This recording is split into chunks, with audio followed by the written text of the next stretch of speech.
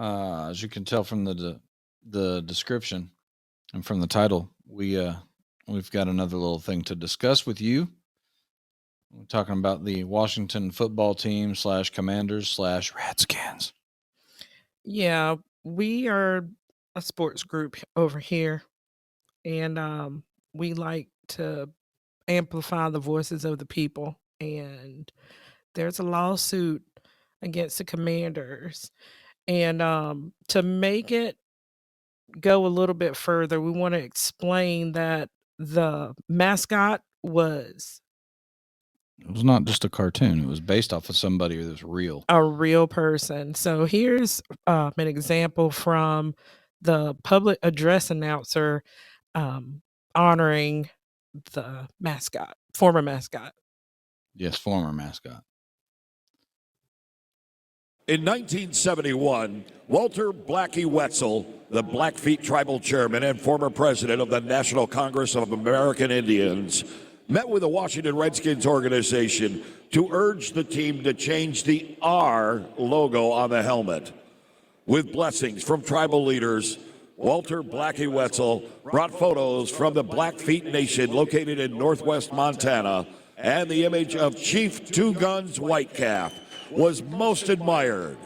And the enduring Redskins logo was born, a logo based after a real person out of respect for the Native American community.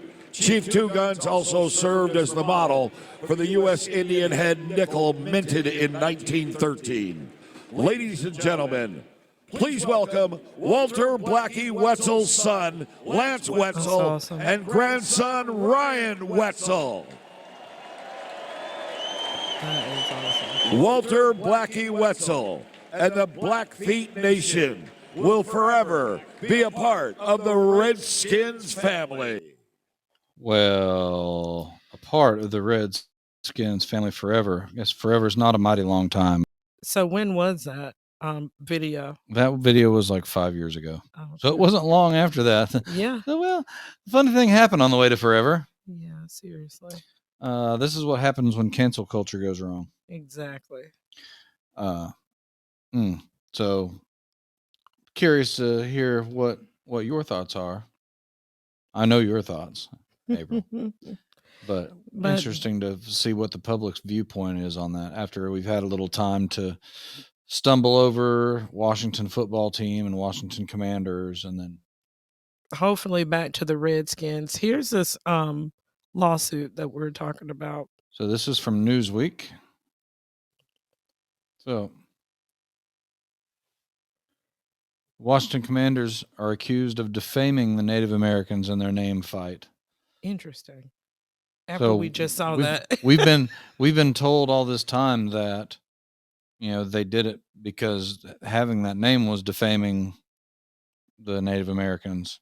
And now the Native American group has sued the NFL's Washington Commanders for defamation, claiming the historic organization has delegitimized the group and its efforts to restore the team's name back to the Redskins. But one expert told Newsweek why it may not happen. The lawsuit was filed in North Dakota federal court on behalf of the Native American Guardians Association. It's going to be abbreviated later as NAGA, not to be confused with MAGA, against the Commanders and key leadership, claiming a coordinated and willful effort by the franchise to defame NAGA, both verbally and in writing, by referring to the nonprofit organization as fake. So we're not talking about fake news. They're claiming that there's a fake organization. Yep. Last month, NAGA issued a demand letter to the Commanders in conjunction with a Change.org petition that called for a name change back to its roots, citing history and legacy and how most Native Americans purportedly do not feel Redskins is derogatory or offensive.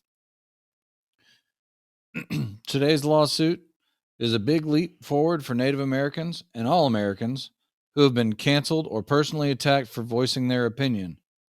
End quote. That's Chad LaVeglia, the attorney for the NAGA. The Native American Guardians Association is exemplifying the bravery and courage of their ancestors by fighting back against a giant, powerful foe.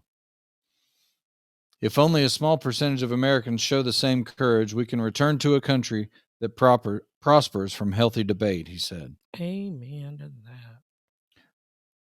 A commander's spokesperson told Newsweek, "We believe the complaint is without merit and we will address the matter in court." The lawsuit, shared with Newsweek, contends that the powerful are pushing the delete button on Native American history. NAGA views the franchise's former moniker as a sign of reverence toward its community, honoring a deep cultural, historical, and emotional significance. NAGA's members were huge Redskins fans precisely because they were the Redskins, the lawsuit says. It was the only team in the NFL to honor an actual Native American. They were proud to watch professional football players engage in a different kind of battle with the stoic face of Chief White Calf on their helmets. It goes on to blame Washington Commanders owner Josh Harris for erasing the heritage. The suit also purports that a Commanders employee defamed the organization by referring to it as a fake group while in conversation with a former luxury box owner. An ownership team led by Harris completed purchase of the team this summer. However, the name change occurred in 2020 and at the discretion of ex-owner Dan Snyder following Black Lives Matter protests. Major corporations including Nike, FedEx, and Pepsi threatened to remove sponsorships if the name remained the Redskins. So they hit him in the wallet. Yep. NAGA also accuses Harris of working in cohesion with the National Congress of American Indians, NCAI, to drown out the results of its online petition, which as of Monday afternoon garnered over 132,600 signatures.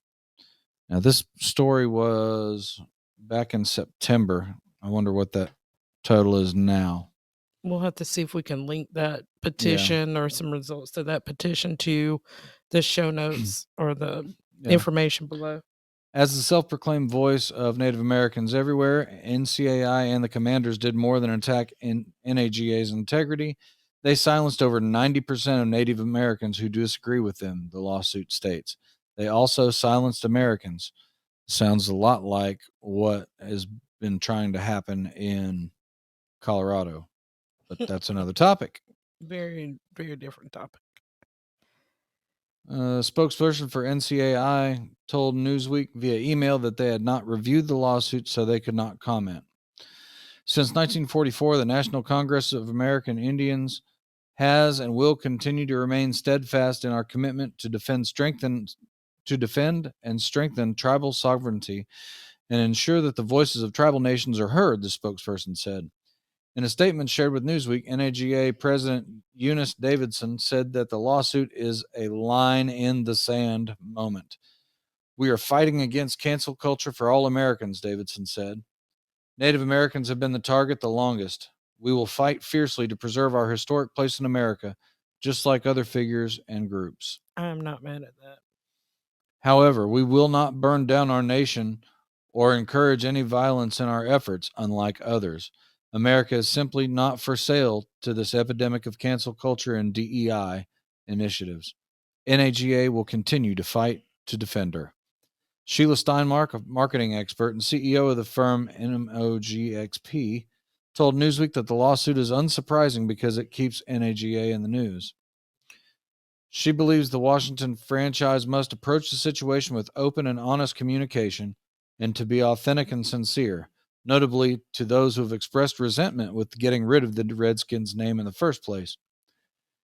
"At this point, the Commanders need to move forward with the name they selected," Steinmark said. "To go back to the Redskins doesn't make sense because it shows they're wishy-washy, and you're not going to make everyone happy every time." That's not her place. I mean, that's her opinion, but that's not her place. Well, that's her opinion as a marketing expert. Oh, well, there you go. And she's the CEO of whatever firm, this MOGXP. Okay. The franchise has had 3 different team names since 2020. But it's been the Redskins the longest. Yeah. Redskins, Washington football team, and the Commanders. Washington football team lasted just 1 season while they went through a consultation exercise with stakeholders regarding a new name and branding. Sports franchises are businesses. that have to be socially adept to changes, Steinmark said. Not being forthright with their stance will create more harm than good, water down the brand, and leave consumers confused. I think they're already confused. Yeah. They have to own their brand, she said. Whether they choose to bring in Native American groups and have that dialogue with them, at a certain point, they have to stand behind the decisions they have made. At a certain point, it becomes late night TV dialogue. It's just setting them up for real muddy communications and becoming more of an obstacle that continually take away from the focus of their core business.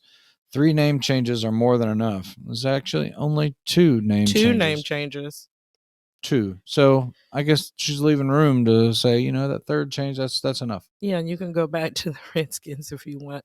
What do y'all think about this? Is there anybody who's watching this that is a member of a tribe or a Native American community or American Indian? I want to know what the nomenclature is. What do you want to be called? I personally would like to be called Black, not Native American. Well, yeah, no, not Native American, I'm not Native. African American. By definition, we're both Native we're American. both Native Americans. We're both born here. Yeah. But yeah, I want to know. You want to know? I've heard American Indian. I've heard Native American. I heard Indian. I've heard it all. Yeah. So I've heard just Native. Yeah. Like indigenous people. Right. But anybody can weigh in on this. Especially with football teams and the names and the nostalgia and being from that area. There are people that still call them the Redskins. I mean, we do from time to time, because it's just, you can't just go from doing one thing and then just completely start doing something else. I mean, it's tough. It is very hard. I mean, I know it's like the old dog, new trick type of thing, and being respectful. I understand if it was disrespectful to a group or disrespectful to someone. Looking at this article and this lawsuit that's being drawn up, it seems like in more than most cases, it's people who are not a part of said group that are saying that those groups are being disenfranchised or being treated a certain way. And they're not saying that themselves. They're not saying that they're oppressed or being, defamed. So, well, I don't know, a few years ago when all this was going on and they were looking at changing their name, I was one of the ones that thought, it's a slur. So yeah, it would make sense. But then again, I'm not part of any of those groups that are having discussions. When I heard about this lawsuit, I was shocked. I was like, whoa. I would have thought that, their opinion would be the exact opposite of what it is. They were wearing that as a badge of honor. That caught me by surprise. Well, you got to think too, looking at it, it was a true representation of the culture based off of a real person. And by gentrifying it, you're going in and you're completely erasing that culture. You're completely erasing it. You're taking it away. Nobody's ever going to honor it or anything or know anything about it for that matter. Because there's a whole new group of people coming up that would have learned about that chief and their community, and now they're not going to be able to do that because somebody thought that it may hurt somebody's feelings possibly, so they wanted to do the right thing, air quotes, and change the name. So what do y'all think about this? We would like to know, and if there's any more updates or information, please be sure to share it with us. Absolutely. Okay. Well, is that all we got? That's all we got. Okay. We'll see you next time. Peace.